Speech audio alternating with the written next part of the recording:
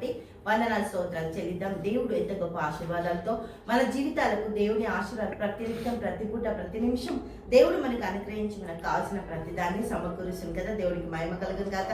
ఆదికాండము 39వ అధ్యాయము మనము 3వ వచనం ఇక్కడ చూస్తే దేవునికి మహిమ కలుగునుగా. యెహోవా అతనికి తోడై ఉండెననియు. దేవునికి మహిమ కలుగును గాక.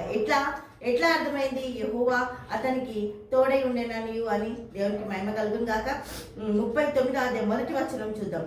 యోసేపును ఐగుప్తునకు తీసుకొని వచ్చినప్పుడు ఫరో యొక్క ఉద్యోగస్తుడును రాజ సంరక్షక సేనాధిపతి అయిన పోతిఫరును ఒక ఐగుప్తుడు అక్కడికి అతన్ని తీసుకొని వచ్చెను. ఇష్మాయిల్ యొద్ద అతన్ని కొనెను. యెహోవా యోసేపునకు తోడై ఉండేను గనక అతడు వర్ధిల్లుచు తన యజమానుడగు ఆ ఐగుప్తుని ఇంట ఉండెను. దేవుడికి మహిమ కలుగును గాక. అతని యజమానుడు చూసిండంట ఈ యొక్క యోసేపు వల్ల ఆశీర్వాదం.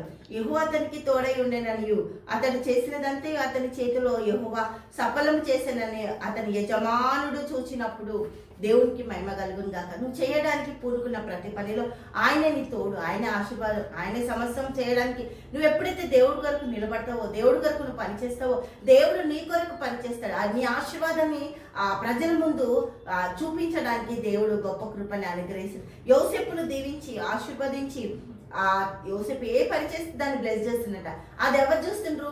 ఆ ఒక యజమాని చూస్తుండ్రు. నీ ప్రతి పనిని దేవాది దేవుడు చూసి నిన్ను ఆశీర్వదించడానికి, ప్రతి మార్గంలో నిన్ను సన్మార్గంగా నిలబెట్టడానికి, నీకు ప్రతి కృపని అనుగ్రహించడానికి యోసేపు మీద అతనికి కటాక్షం కలిగిన గనక అతని యొద్ద పరిచర్య చేయవాడాయను.